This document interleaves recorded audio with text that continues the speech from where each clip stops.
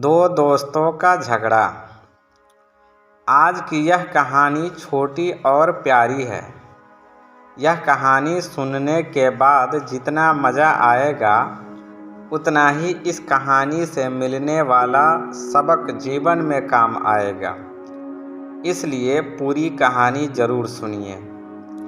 एक बार दो दोस्त एक गांव से दूसरे शहर जा रहे थे। चलते चलते दोपहर हो गई।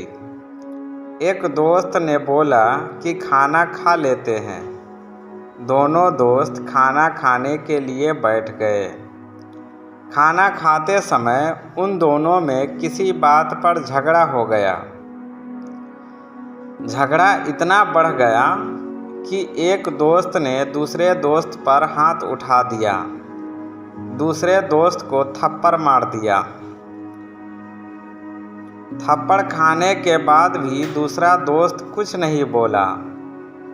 पेड़ से डाली टूटकर नीचे गिरी तो थप्पड़ खाने वाला दोस्त ने उस डाली को उठाकर ज़मीन पर लिखा कि आज मेरे जिगरी दोस्त ने मुझ पर हाथ उठाया।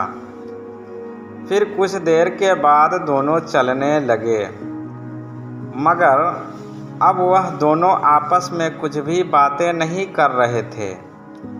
थोड़ी दूर चलने के बाद एक नदी के किनारे थप्पड़ खाने वाला दोस्त का पैर फिसला और वह नदी में गिर गया। उसे तैरना नहीं आ रहा था। वह ज़ोर ज़ोर से चिल्लाने लगा। पहले दोस्त ने दौड़कर नदी में कूदकर उसकी जान बचाई। तब थप्पड़ खाने वाला दोस्त ने एक नोकीला पत्थर उठाया और एक पेड़ पर लिखने लगा कि आज मेरे जिगरी दोस्त ने मेरी जान बचाई।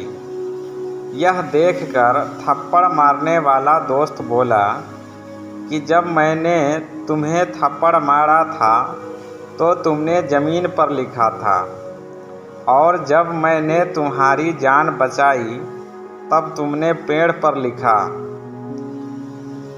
थप्पड़ खाने वाला दोस्त बोला कि जब कोई हमारा दिल दुखाता है तो हमें उस बात को मन में नहीं बिठाना चाहिए, और जब कोई हम पर एहसान करता है, हमारे साथ अच्छा व्यवहार करता है, तो हमें उसे कभी नहीं भूलना चाहिए।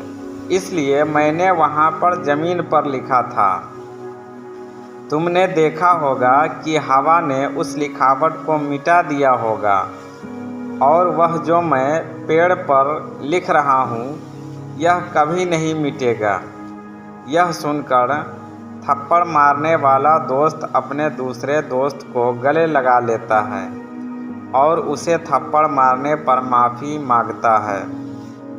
दोस्तों, हमें इस कहानी से यह सबक मिलता है कि इंसान का अपनापन दिल की गहराई तक रखना चाहिए और अच्छी बातों को मन में बसाकर रखना चाहिए, और बुरी बातों को जितना जल्दी हो सके अपने मन से बाहर निकाल देना चाहिए।